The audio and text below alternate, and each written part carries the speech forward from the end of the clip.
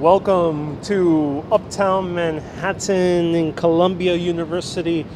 I'm Ariel with Urbanist. I previously got cut off, so we're doing this part 2 of the churches of uptown Manhattan. We just finished seeing Cathedral St. John the Divine and also St. Paul's Chapel in Columbia University. And now we're heading to 2 more stops, a Theological Seminary and the tallest church in all of the United States of America. This is the churches of uptown New York, part 2. Welcome everyone. Let's walk around.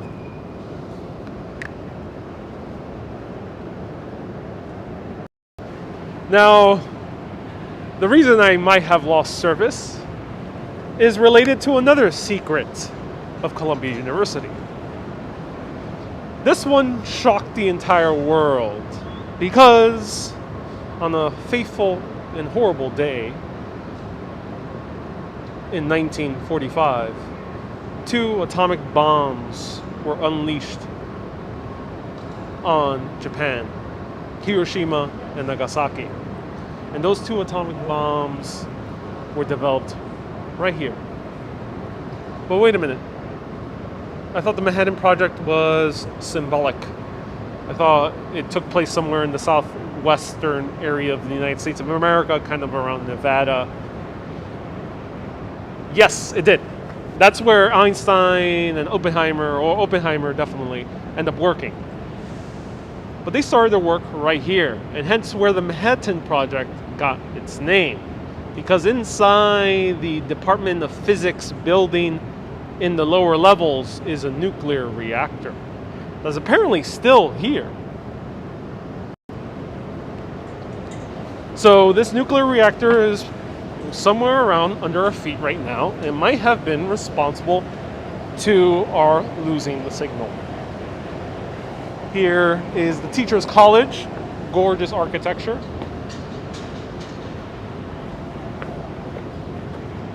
And Kay, thank you so much for the welcome back. Nice to see you here. And hello, Gwen. Nice to see you here too. Hello, Max. Thank you so much for following.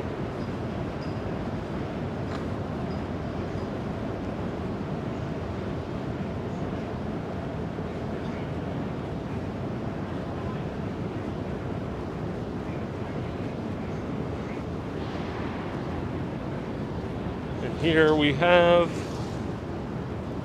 more of Columbia University, and I'll show you the building that was involved in the Manhattan Project.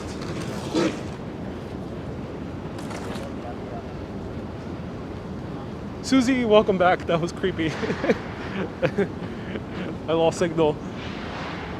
But it happens. It's rare nowadays. It's more and more rare. So here it is. And it's called the Pulpin Physics Laboratories.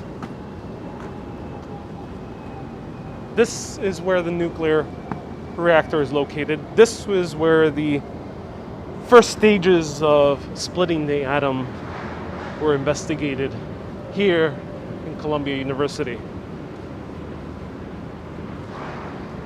Let's go to our final stop, which I hope was an exit here.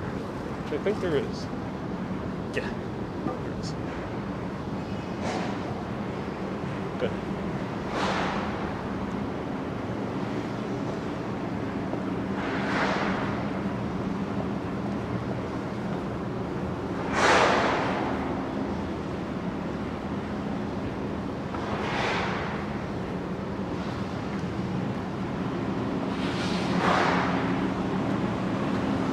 Beautiful architecture. This is the Teachers College.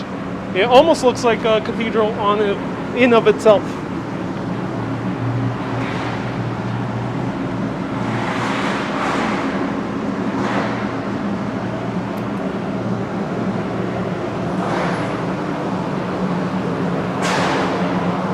Let me know in the comments what's the most awe-inspiring church you've been to or religious structure. Could be any type of religion. Let me know. What's the biggest one? What's the one that blew you away the most? Lots of air conditioners here. Might be to cool down the nuclear reactor, maybe. I'm not entirely sure. And here, ladies and gentlemen, we see our two next stops. The Union Theological Seminary, and we have the tallest church in all of the United States of America, Riverside Church.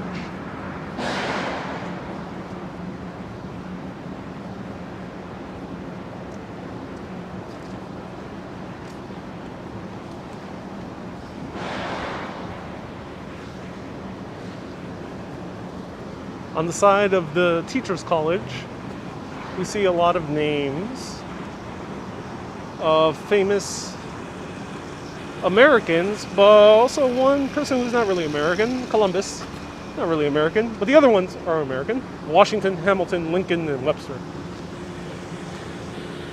We're on the side of Columbia University, still within campus grounds, and we're heading towards the Union Theological Seminary.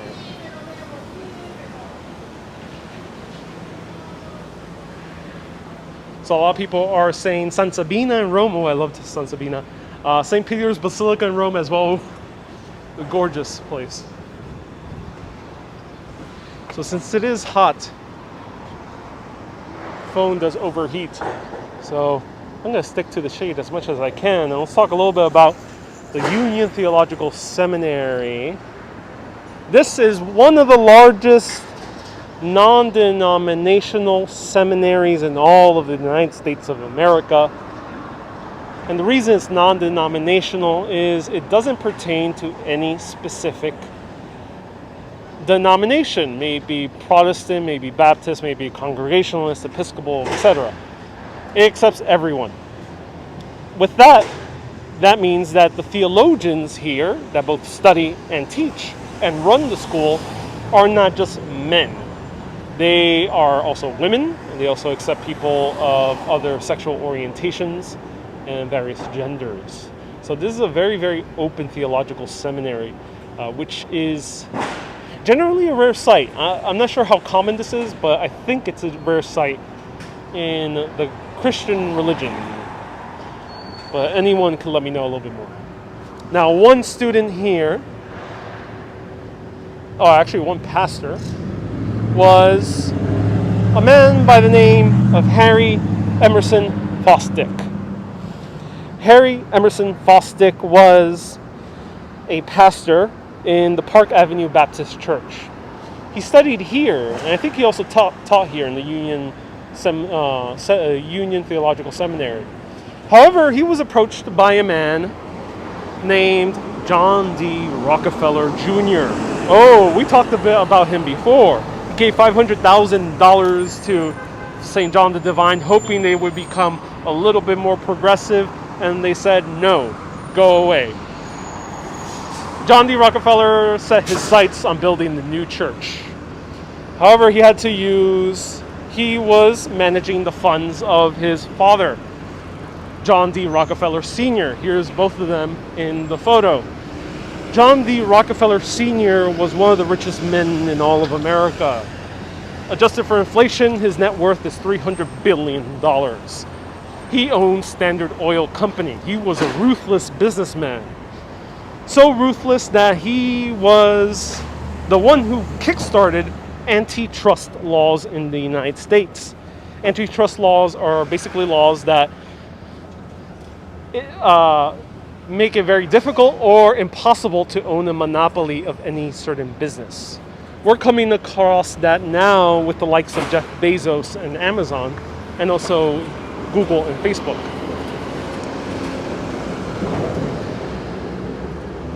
Now, John D. Rockefeller had a reputation for being ruthless. So ruthless that at one point in American history, people thought he was going to become the king of the world, just by owning so much money, so much wealth he had. And he basically led to the election of William McKinley. People were afraid that he was amassing too much power. And here's a political cartoon of basically the world right underneath. The world on his head. This was another depiction of his business, the oil business. However, he was a unique man because John D. Rockefeller was a ruthless businessman, had no mercy for his competition. The reason he started a monopoly was because he ended up short selling the other competition. So if they were selling oil at whatever price, for example, $2, I'm not entirely sure what the prices were at that time, let's say $2 a gallon, he would suddenly lower the prices like 50 cents a gallon. That meant that, yes, he was at a loss for a while, but the other guys went out of business, and he snatched that business as it was very cheap. Ruthless. But while being ruthless, he gave away most of his riches. Not after he was criticized for being a greedy tycoon, but also before. Because since the very origins of John D. Rockefeller's life, he was a devout Christian. And not just for show, but internally in his own life, he constantly gave away his money. He gave most of his fortune away. His son was managing that fortune, and thus they started in 1927 this project and approached Fosdick. Now Fosdick at first said, "No, I won't be a preacher or pastor for your church."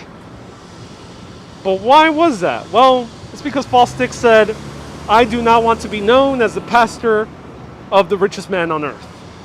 Basically, he didn't want to be Rockefeller's puppet pastor.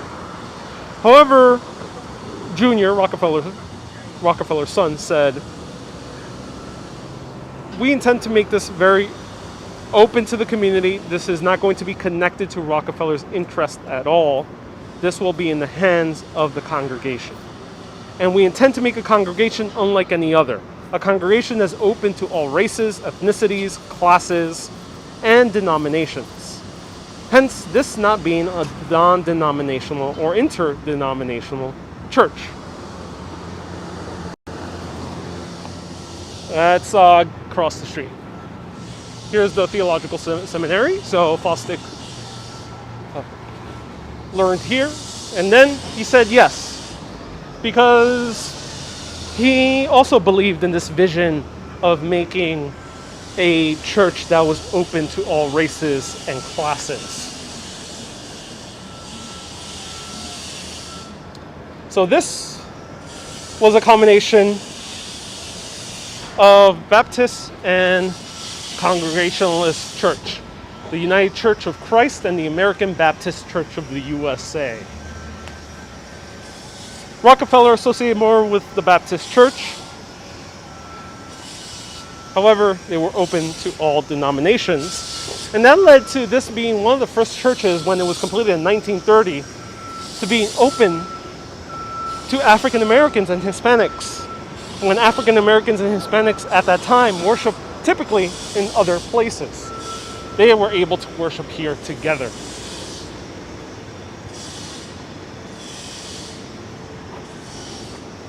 You do such a good job of showing New York City and its history. I'm so glad, Cynthia. I never stopped being amazed at all the beautiful buildings in New York. My favorite visits were the Buddhist temples in Tibet and Japan when monks were chanting, "Oh, I can't wait to go." You make my day, says Floor. Hi from Montreal. Oh, thank you so much for tuning in, Floor. Let's walk through this area. I want to go through this back area. Now, this church is 392 feet tall, and it's neo-Gothic, meaning they're not trying to revive Gothic style. So it's not stone on stone on stone. It's steel on stone. It's a steel frame with a stone facade.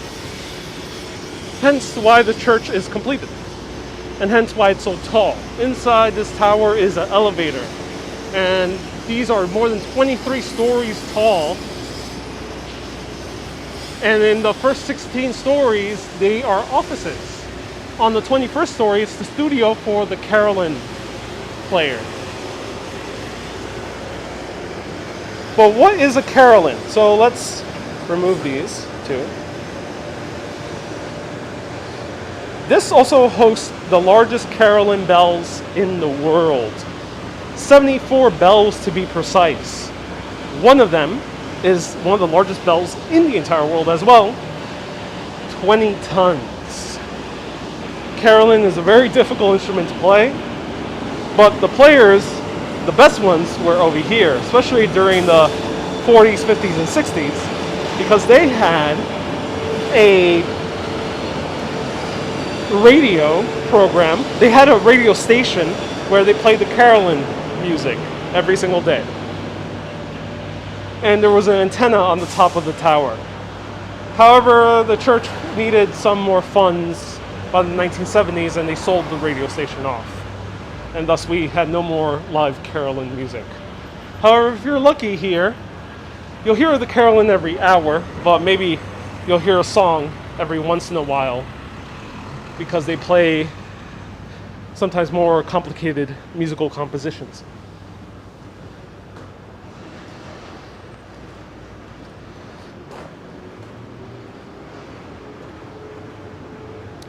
So,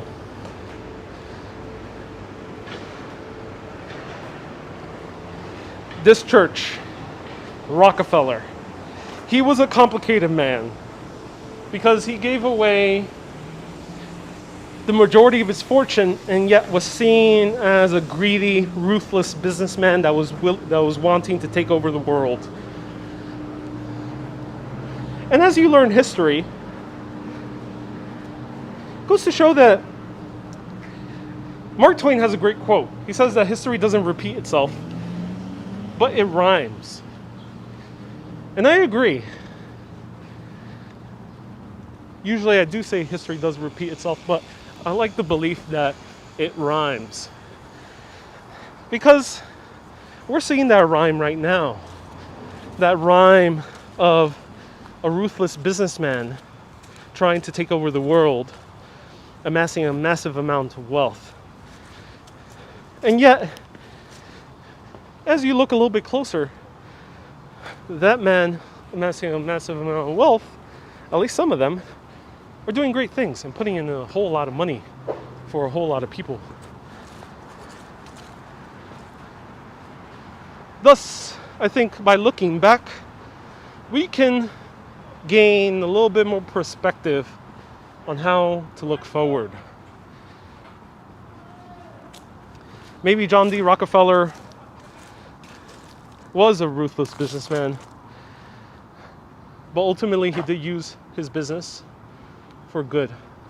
He provided oil to most of America, revolutionized many oil refining processes that small competition might not have gotten to as quickly.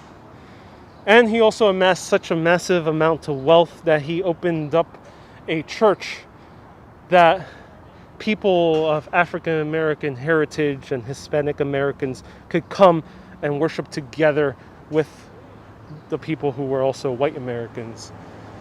A church that ended up being the speaking ground for world leaders like Martin Luther King, who gave his famous speech here against Vietnam, the war, and how to look beyond it.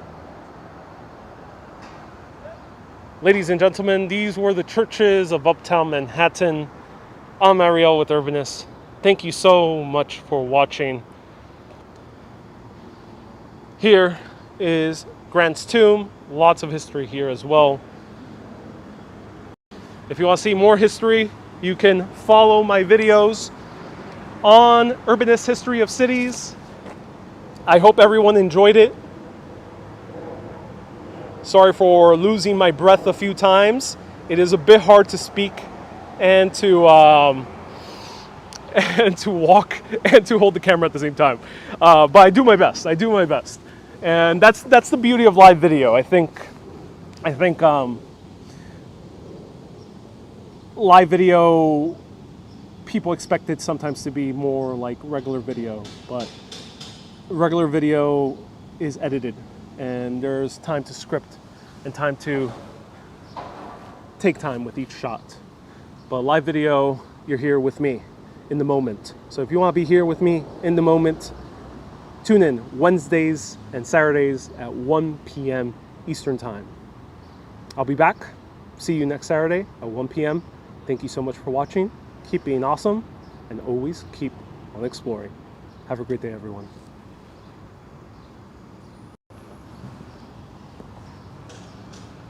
Have a great day.